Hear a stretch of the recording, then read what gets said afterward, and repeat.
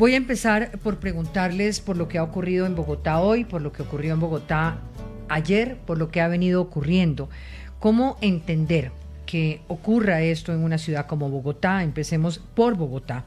La información disponible hasta ahora pues es limitada, pero ¿qué nos dicen este tipo de ataques sicariales que ocurran pues en un lugar como la 85 con Séptima, en el centro ayer? ¿Por qué una ciudad como en la que vivimos está pasando lo que está pasando? Laura. Bueno, Diana, yo creo que hay una cosa que digamos que es clara en estos últimos años y es, digamos, el incremento de organizaciones delincuenciales, digamos, y el incremento también de organizaciones delincuenciales fuertes en Bogotá.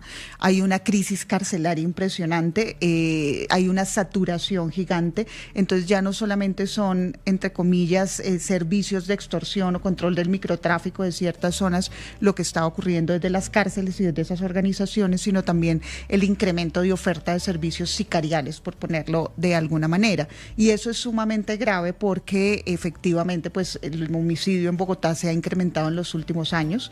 En el 2022, como efecto postpandémico, tuvimos una tasa muy baja de homicidios, pero el 24 llegamos a un pico en la tasa de homicidios. Es la mayor tasa que hemos tenido aproximadamente los últimos 15, 20 años, y eso era muy raro porque la tendencia en Bogotá era la disminución de los homicidios.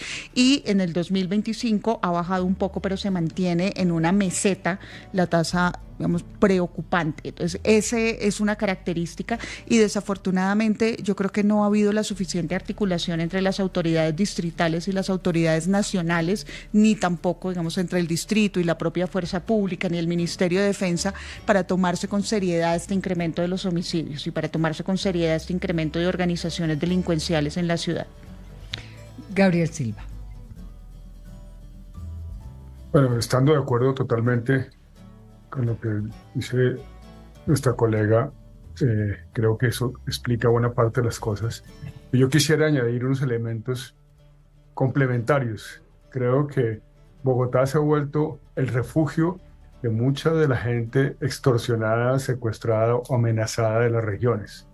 Han ido y han venido a buscar refugio en Bogotá muchos líderes, muchos empresarios, mucha gente huyéndole a la violencia que se ha incrementado por la paz total. Entonces, ellos se vienen a la ciudad y detrás de ellos se vienen los extorsionistas, los secuestradores, los mismos grupos armados. Creo que hay una situación que ha incrementado la presencia de esos grupos persiguiendo y buscando obtener sus objetivos que no lograron en las regiones. Eso no es un fenómeno que se ha acrecentado en los últimos años y en particular en los últimos 2 años. Pero además de eso, creo que uno debe conectar el punto del incremento de la violencia en Bogotá con lo que denuncia el presidente o lo que ha hecho el presidente. El señor presidente de la República se ha dedicado a desmantelar la fuerza pública. Este último hecho, sobre la base de rumores, de chismes, de desmontar la cúpula de la policía, después de que ha quitado más de 60 generales a lo largo de sus 4 años de gobierno, ha desaparecido 2000 años de experiencia, es natural que la capacidad de la fuerza pública esté disminuida. Suprimió la capacidad de inteligencia. Entonces, las políticas públicas del gobierno de realmente vaciar de capacidad y experiencia la fuerza pública, la está pagando Bogotá, la está pagando todo el país. Javier. Pues Diana, de acuerdo con lo que dice el ministro Silva y Laura, pues yo le agregaría unos componentes adicionales. El primero, que creo que es trascendental y lo mencionó de alguna manera el exministro Silva, es la inteligencia. La capacidad de inteligencia del Estado colombiano está en sus mínimos históricos, me atrevería a decir yo.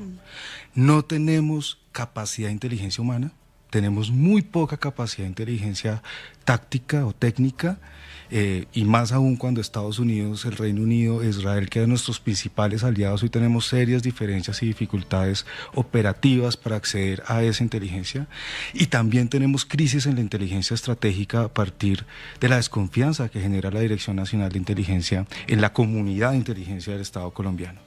Todo eso, sumado a la disminución del pie de fuerza de la policía, que digamos está en menos un 14%, y también la disminución de la capacidad de nuestro ejército. 14% en pie de fuerza. En pie de fuerza, y eso es impresionante, porque Colombia tiene una de las tasas más bajas de policías por cada 1.000 habitantes de la región. Y de reclutamiento también. Y de capacidades de reclutamiento. La buena noticia es el aumento del salario mínimo. Después podemos abordar ese tema que también afecta estructuralmente al sector defensa.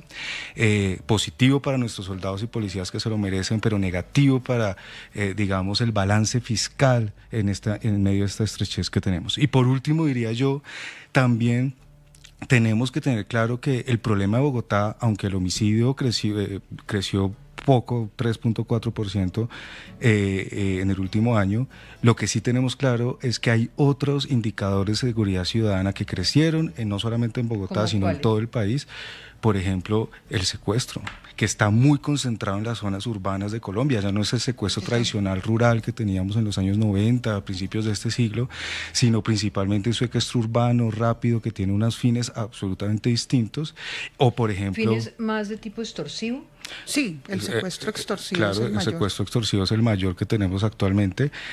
O, por ejemplo, también el crecimiento de la extorsión, poquito, pero creció 1.2% en el último año. Y otros indicadores de seguridad ciudadana. Hay otros buenos que han disminuido, pero los de mayor impacto son eso. A la población que le interesa hoy en Bogotá, Diana, según las encuestas, seguridad, todo, le interesa sobre todo microtráfico, sí, ¿no es cierto? Y hurtos.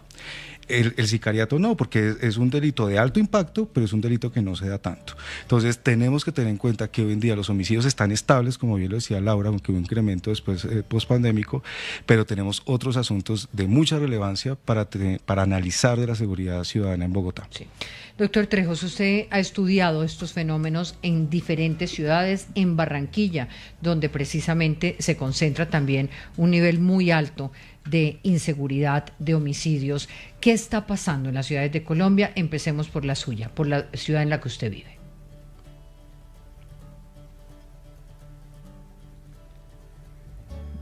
Luis Trejos. Creo que perdimos a Luis, ya volvemos con él.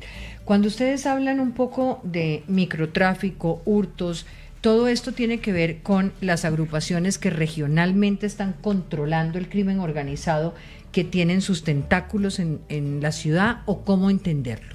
No, son distintos tipos de agrupaciones, o sea, digamos que no todos los grupos armados son iguales. Y me imagino que diferentes en cada ciudad. Y en cada ciudad hay diferentes agrupaciones. Hay algunas que tienen nexos o redes o comparten incluso nombre, aunque no sean la misma red, como por ejemplo el Tren de Aragua. El Tren de Aragua tiene presencia en muchas ciudades de América Latina, no necesariamente hacen parte de la misma organización jerárquicamente hablando, pero hay otro tipo de organizaciones, hay otro tipo de bandas. Entonces los Camilos, por ejemplo, nosotros en el censo pasado de bandas, solamente en las 7 ciudades principales de Colombia contábamos 192 bandas delincuenciales, que no son estructuras grandes del crimen organizado, aunque juegan articuladamente. Entonces, por ejemplo, en Bogotá tú tienes unos mercados criminales asociados a distintos tipos de tráfico que incluso funcionan en la central de abastos desde hace muchísimos años y desde donde incluso se imparten sicariato. O en Medellín tienes estructuras asociadas a la oficina, los combos de Medellín, que están mucho más estables y tienen un control territorial urbano mucho más, puedo ponerlo entre comillas, ¿no? Porque esto nunca es tranquilo, pero mucho más tranquilo, y entonces ves una tasa de homicidios más a la baja. Lo que puede estar ocurriendo en Bogotá es que hay una explosión de ciertas bandas y están en competencia entre sí, por una parte, y lo segundo que me llama mucho la atención, control de localidades. Exactamente, de localidades y de zonas específicas y de control de microtráfico. Hay otro fenómeno que está muy anclado al microtráfico y es la corrupción, desafortunadamente, porque prácticamente todas las ollas de microtráfico tienen elementos corruptos o de las fuerzas o de las autoridades locales o civiles que hacen que sea muy difícil perseguirlo. Ya está Luis Trejos con nosotros. Doctor Trejos, le decía, usted ha sido un estudioso de lo que ocurre en las ciudades del país. Me gustaría empezar por el análisis en Barranquilla de lo que está ocurriendo y cómo entender la dinámica en el resto de ciudades. Buenas noches, Diana, un saludo para ti, para toda la mesa de trabajo, la audiencia y los demás colegas. Lo primero, Diana, es que hay que tener en cuenta que hoy, en el contexto actual de violencia armada de Colombia, las violencias urbanas o los grupos criminales urbanos han logrado un grado de desarrollo inédito en la historia, por lo menos reciente, del país. Ni el ELN ni los gaitanistas, que son las organizaciones armadas con mayor presencia y número de hombres, controlan ninguna capital importante de este país. Es decir, hay grupos urbanos que no solo los desafían, sino que también los derrotan en ese territorio. Eso lastimosamente tiene como correlato una especie de subvaloración de ese riesgo, porque siempre las apuestas de seguridad y defensa nacional se han ido hacia los grupos que tienen capacidad rural, ¿no? O que han desarrollado capacidades militares. En este caso, lastimosamente, la respuesta de la administración Petro o de este gobierno para resolver los problemas de seguridad ciudadana ha sido, en algunas ciudades, la creación, establecimiento, formalización de mesas de diálogo sociojurídico que en la práctica no tienen ningún sustento legal porque no tienen un marco regulatorio, un marco normativo que les dé un piso o un sustento.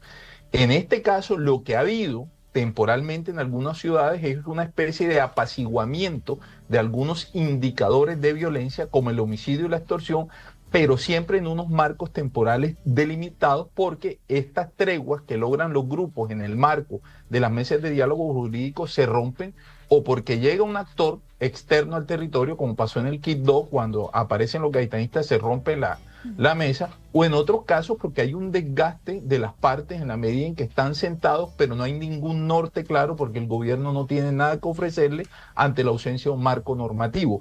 Y en este caso, cuando se da este apaciguamiento, Diana, hay que leerlo en un contexto en el cual el presidente Petro ha graduado como opositores a los alcaldes de las ciudades más grandes del país y que son precisamente esas ciudades las que hoy están teniendo graves problemas con y el donde tema se de la seguridad requeriría esa ciudadana. articulación fundamental.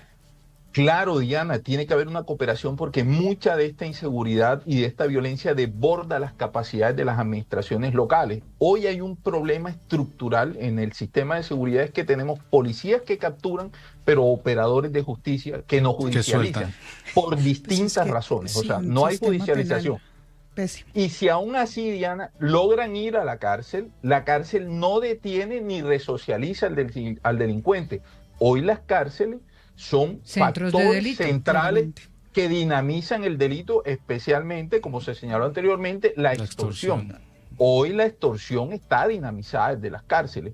Entonces, el problema demanda una atención desde lo nacional, una regulación y unas reformas que los alcaldes no tienen cómo lograrlas, ¿no? Y si el gobierno nacional los gradúa de opositores y ante un contexto electoral los está dejando solos enfrentando este desafío tan grande de seguridad que se está viendo en distintos territorios del país, especialmente en zonas urbanas. No, le quiero completar al profe Trejos una cosa porque me parece sumamente importante y es esta distancia tan grande que hay entre la nación y el territorio en materia de seguridad. Entonces, y en todas las materias, Laura.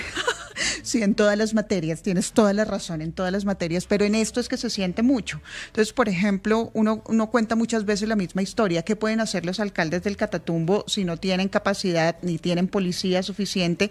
Que finalmente esa triada entre los jueces, los fiscales, los alcaldes y la policía, digamos, ese grupo en territorio es lo que regula la seguridad diariamente. O sea, eso no lo puede hacer el ejército. Y lo que vemos ahora justamente, por ejemplo, en regiones como el Catatumbo, es que incluso con una presencia militar sostenida no se están resolviendo los problemas de seguridad y en muchos casos nos están aumentando. Porque el ejército no es el encargado de la seguridad diaria de la gente, uno, y dos, porque tenemos un ejército especializado en combatir a las FARC, combatiendo unos grupos armados que ya no son las FARC, que están de civil. Mira, el video del atentado del senador Castellanos es sumamente diciente. O sea, el ELN está funcionando en este tipo de cosas con unas modalidades sumamente sicariales y espantosas. Gente de civil con unas armas largas que yo realmente nunca las había visto en esos videos a los guerrilleros tradicionales del ELN, violando totalmente el derecho internacional humanitario, sin identificación, sin uniformes, pues incluso sin ya las populares botas de caucho, digamos, una gente que parece que le estuviera cobrando al ELN por cometer ese atentado, que no tiene nada que ver con el comunicado que hicieron. Yo profundizaría con lo que dice Laura y es, estamos atendiendo un problema de hoy con unas estrategias del pasado. Total. Y un problema que es absolutamente distinto al que tuvimos hace 10 o 15 años que le tocó enfrentar al ministro Silva en su momento.